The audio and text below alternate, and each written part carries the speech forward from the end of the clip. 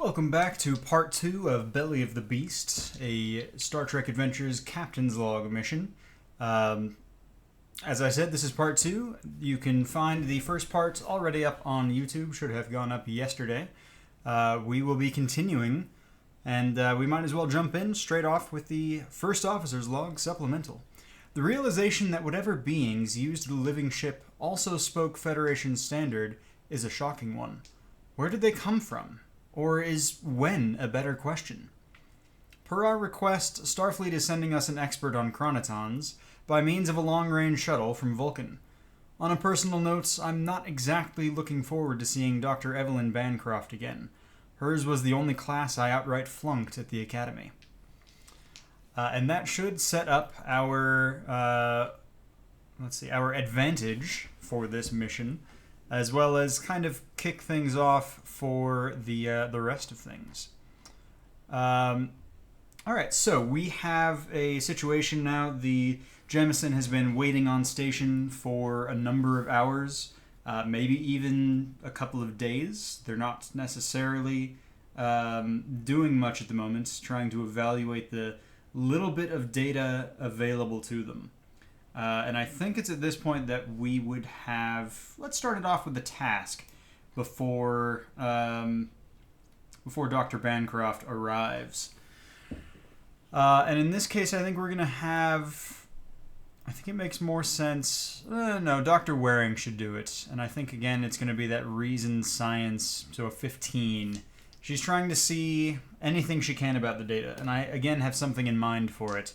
But we'll see what the dice tell us. And I think we're going to spend our threat, since this is a non-critical roll, just to get it out of the way. Okay. Well, that's a 19 and a 6. We're going to spend our momentum. I'd like this to succeed. And having a clean slate is nice. So 19 and a 6, re-rolling the 19. A 2. Fantastic. So we got our 2 successes. Oh, not number 7. There we go. Number 6. And now we learn that so we cut to, we cut to and we see Commander Paulsen exiting the turbolift and heading to sickbay. This is actually the first time we've been to sickbay as of yet in our series. And we would see an eclectic mix of things on the shelves in sickbay and a handful of things on the walls. Dr. Waring is... I don't know much about her character, but we know she's on the older side of things and that she grew up on the deep frontier. And that's about as much as we know. So I think that she would have, things from Earth, knickknacks from Earth that... being from the frontier would have seemed extraordinary. What for us would be like going to France and buying a little tchotchke of the Eiffel Tower. That sort of thing is what I'm picturing. So she's got like very touristy stuff from Earth. Maybe even from the moon. Maybe she's got something from New Berlin or Tycho City, something like that. And they're small things. But we see Commander Paulsen walk in and say, what do you have, Doc? Dr. Waring would turn to her, very kind of tired looking, his bags under her eyes, and would say, well, I've been examining the data, and it certainly seems to me like this creature did not die some time ago. It seems more as if it got sick and perished. There are signs from the arteries that we were walking through that, how to put this, that its demise was protracted and more recent than we had originally anticipated. Well, that's certainly interesting. Any idea what might have caused it? I'm afraid I haven't any idea. And it's at this point that the bridge would call down to sickbay and ask for Commander Paulsen to meet the long-range shuttle in the shuttle bay. So we cut to Paulsen walking with all due haste to the shuttle bay itself, in the short stretch, maybe the 20 feet from the turbolift to the shuttle bay doors. And she waits there with Dr. Waring, who was a handful of steps behind her. And a few moments later, the door opens and we see a very frazzled-looking woman, maybe 50, 55 years old, somewhere in that range. Looks a little bit older, in other words, than Dr. Waring does. And she kind of looks first to Dr. Waring, and there's very clearly some recognition there. But then her eyes turn to Commander Paulsen. And here's an interesting question. This has no bearing on the story, but does Dr. Bancroft even remember Commander Paulsen and her class? We'll call it 50-50. Yes, she remembers. No, she doesn't. No, she does not. At least that's what we're going to see on the outside. So she steps up and says, I'm Dr. Bancroft. I take it you're the ship that has a large number of chronitons that are impeding your mission.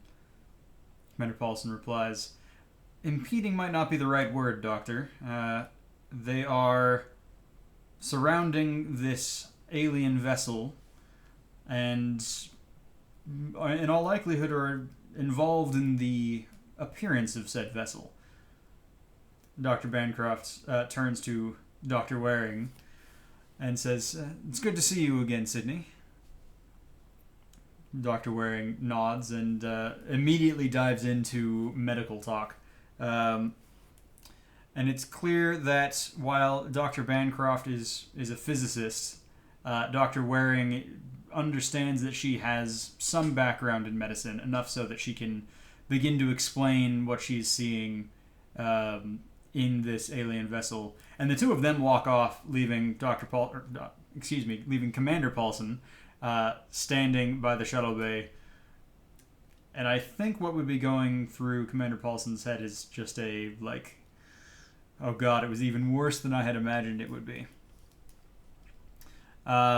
So we're going to cut once again to one of the science labs. And again, we don't see the science labs in the original series ever, I don't think. I'm not as current on my original series knowledge as I used to be. But we'd cut to one of the science labs. I'm sure they have one.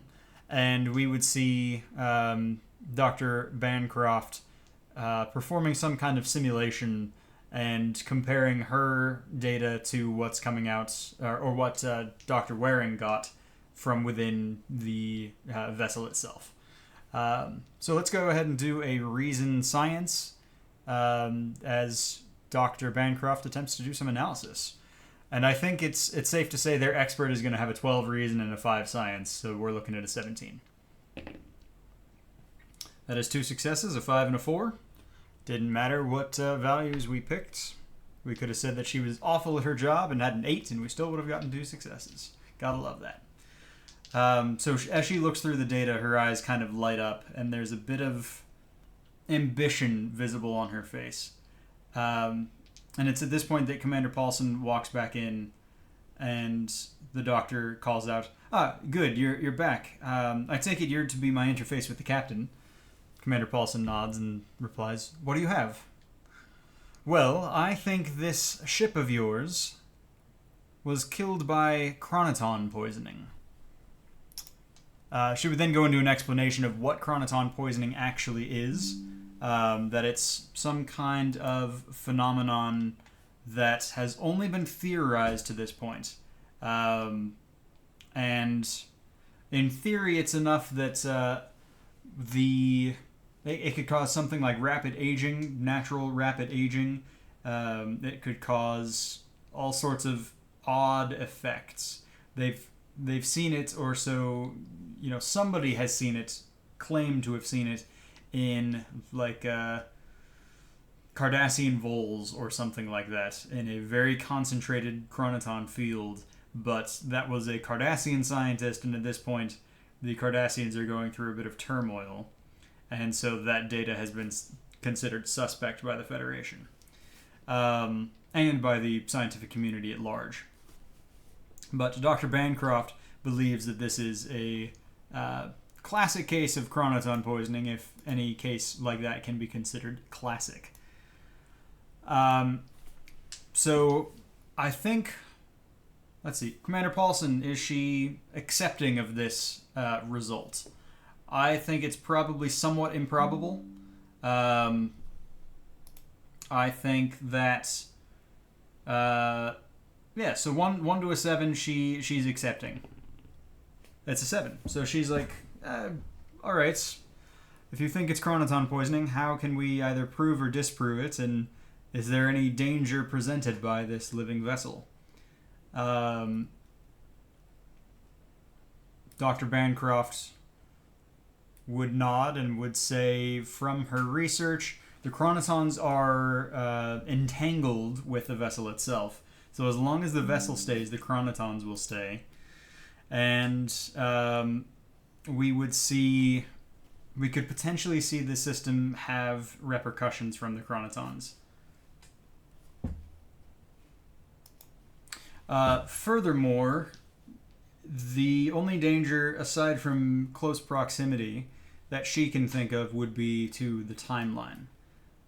Commander Paulsen, obviously, I believe, would just wait for an explanation, but Dr. Bancroft is just staring at her kind of blankly. And even though I just said that phrase, I had no idea where I was going with that, but I now do. Dr. Bancroft is staring at her blankly, and it's a moment before Commander Paulsen realizes that something is wrong, steps forward, waves her hand in front of Bancroft's face, and gets no response. It's at this point that she would go over to the comm panel and call Dr. Waring to the science lab immediately. All right. Dr. Waring comes in, starts to do a scan, and is holding her tricorder. I don't know what the little sensor thing on the medical tricorder is called. I wanted to call it a dongle, but I don't think that's not correct. But we'll call it a tricorder dongle. She's holding it in front of Dr. Bancroft's face when Dr. Bancroft comes to.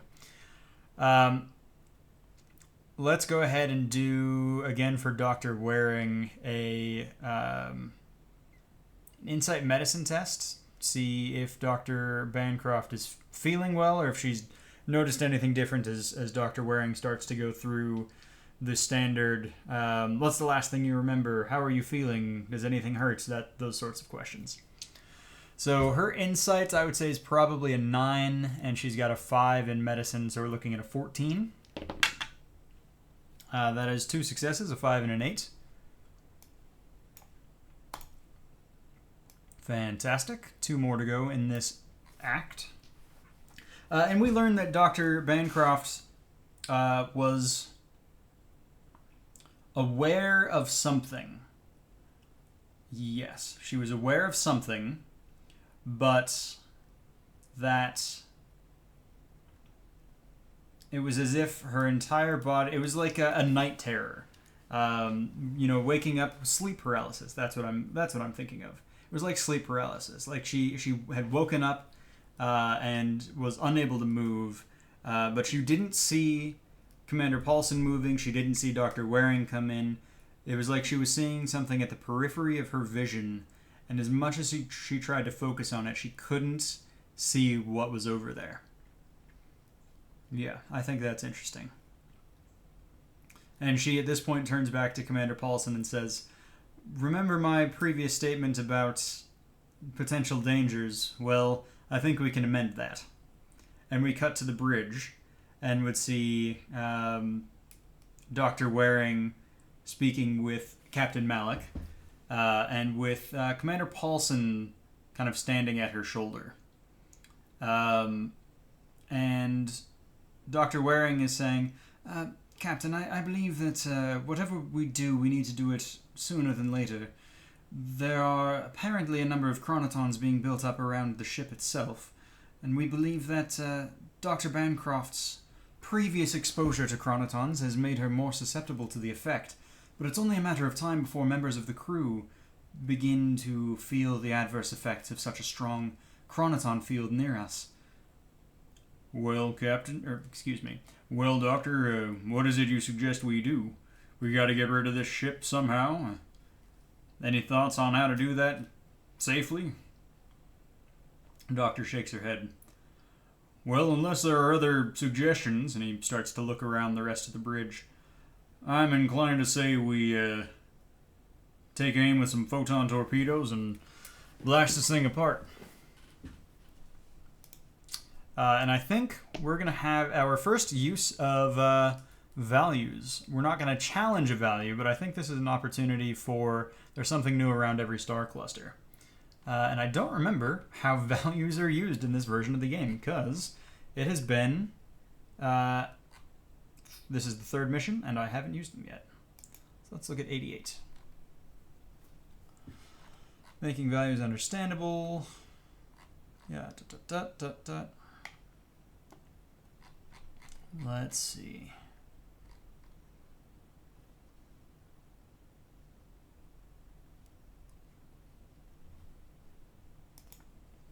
All right, just looked it up. We can use a value to add a momentum. So at the moment, because we already have a momentum, we are going to hold off on that. But I think we're going to have Commander Paulsen suggest that they head back over to the ship, see what else they can learn, and see if there's a way they can send it back to where it belongs. And I think the captain would be reticent to follow the suggestion. First off, he doesn't want anyone going back over there, now that the danger of the chronitons has become prevalent. Yeah, let's go ahead and have her attempt a... this would be a presence science, I think. She's speaking impassioned about what can be learned from the situation. So let's go ahead and roll and see what happens. Presence science, we're looking at a 14. We have a 12 and a 14, so that is fine. We don't even need to use our momentum. So she has argued passionately for an away team to head back to the ship. And because everything is in Federation standard, she believes that they will be able to find a way to either figure out how it got there and maybe a way back, or figure out a way to fix the chronoton issue. Otherwise, their only option is going to be to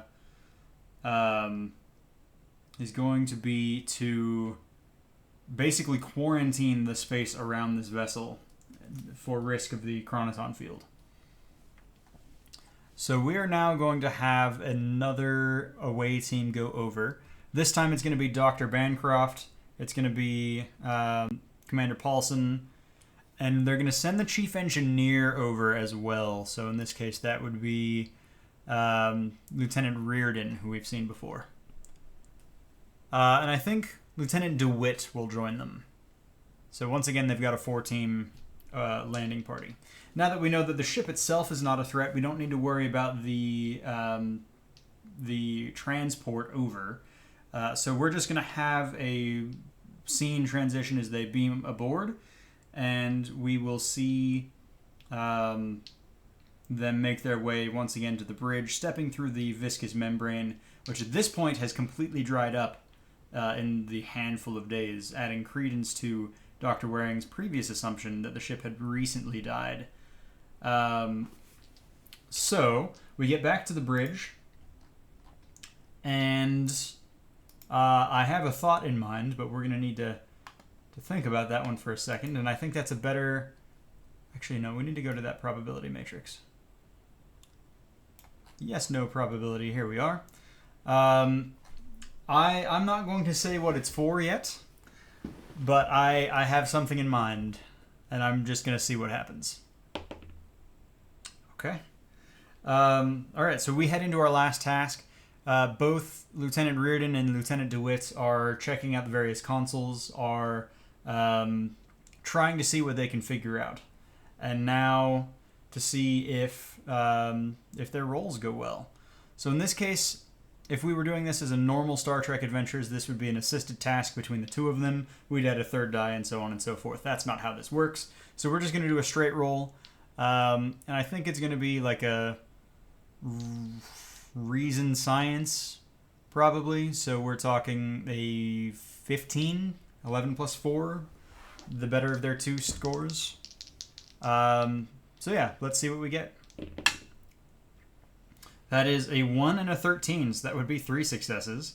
And we would cut to, as we see maybe 20 minutes of them working through the various screens, the various displays, and before they eventually find something. And the camera cuts into a close shot of Lieutenant DeWitt's face as all the blood drains from it and he is left pale. And immediately you can see he started to sweat. He turns, faces Commander Paulsen. The camera now is behind Commander Paulsen, showing her shoulder, Lieutenant DeWitt close to her at the stalk closest to her, and Lieutenant Reardon just behind him on the other side of the bridge. He turns to Paulsen and says, Commander, I think we can send it back to its own time, but someone's going to have to stay on board. Dramatic music plays, and we cut. And that is what I was rolling for a moment ago on the probability matrix. Is there a way to send the ship back without having someone stay on board? And I rolled that it was probable that there was a way to... improbable that there wasn't a way. However I put it. It was I was looking for a 1 to 5, and I rolled a 5. So somebody has to stay behind. And that is going to be where we leave off for this episode. We will resume with part 3 very shortly, if you're watching this the day it comes out, which, fantastic if you are. Appreciate that wholly. You only have to wait until tomorrow. In the meantime, live long and prosper, and we'll see you shortly.